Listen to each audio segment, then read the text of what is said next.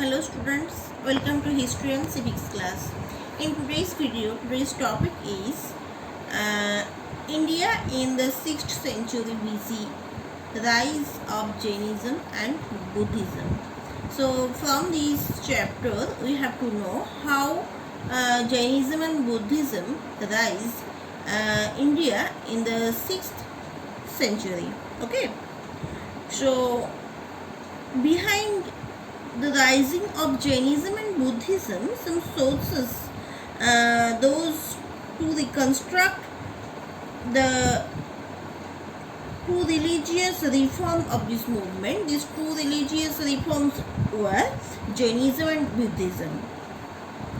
So this is really based on literary sources, and literary sources also depends Jatakas, Buddhist sacred literature, the Tripitakas, 12 Angas, and archaeological sources. So, Jatakas, Tripitakas, 12 Angas, and archaeological sources, these are literary sources that to reconstruct the two religious reform movement, Jainism and Buddhism. So, let's start to explain. Buddhist sacred literature was written in Pali, Sanskrit, then Prakrit and mixed Sanskrit, these languages. Okay. Then we know about Jatakas. What is Jatakas? Jataka tales. Tales means short story. And this Jataka written in Pali language. Okay. Already I said that Buddhist sacred literature written in Pali, Prakrit, Sanskrit and mixed Sanskrit. So this Jataka tales also written in Pali. And when it was written with the previous words of Lord Buddha. Clear? In Jatakas, it is focused on political, economic and social condition ranging from 5th to 6th century BC. So from 5th to 6th century BC, political, economic and social conditions, all these things were written in Jatakas. Clear? There are more than 550 such stories, means such these tales. Clear? Okay. Then we know about the Tripitakas. What are Tripitakas? Tripitakas means 3 baskets. These Tripitak, these literary source also written in Pali language like Jataka. Clear? 3 Pitakas means 3 baskets. So one basket is there Sutta Pitak, second basket is there Abhidhamma Pitak, and third basket is there Vinaya Pitak. So 3 basket means 3 division. 3 Pitakas, these books were also Tripitaka is the main sources, main book, main literary source, main book, and it is divided into 3 books. One is Sutta Pitak, second one Abhidhamma Pitak, and third one Vinaya Pitak. In Sutta Pitak, what we know from there? In Sutta Pitak, it is contains the Buddhist teachings. Okay, so Gautam Buddha, whose teachings were Lord Buddha's teaching were there in Sutta Pitak.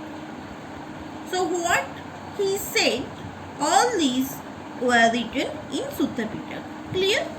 It tells about the origin of universe and the unnatural character of the caste system, and all Buddhist ideas of karma, rebirth, nirvana, these are also found in Sutta Pitak.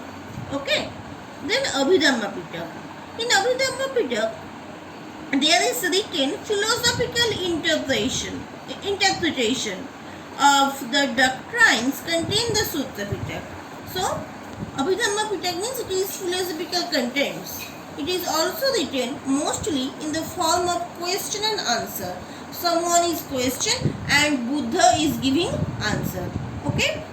And the next one that was is Vinaya Pitak. It is contains rules for the guidance of Buddhist monks and nuns. So, Buddhist who are Buddhist monks and nuns, for their guidance and rules, all these things are written in this Vinaya Pitak. Okay? And in Vinaya Pitak, it also gives a list of sins and offenses, okay, likely to be committed by the members of Buddhist Sangha and the punishment they deserve. If anyone have done any sin, any offenses, which punishment they deserved, all these things written here. Then we know about 12 Angas. What was 12 Angas? 12 Angas means a Jain council. A Jain council collected and compiled the teaching of Mahavira. So, before 12 Angas, we learned about Gautam Buddha, Lord Buddha's teaching. But in Angas, there we know about Mahavira's teaching. Okay, and Jain religious literature into 12 Angas. So, Gautam Buddha's teachings, all things are written in Tripitakas, and the division of Sutta Pitaka of the Tripitaka, and 12 Angas mean there is written Jain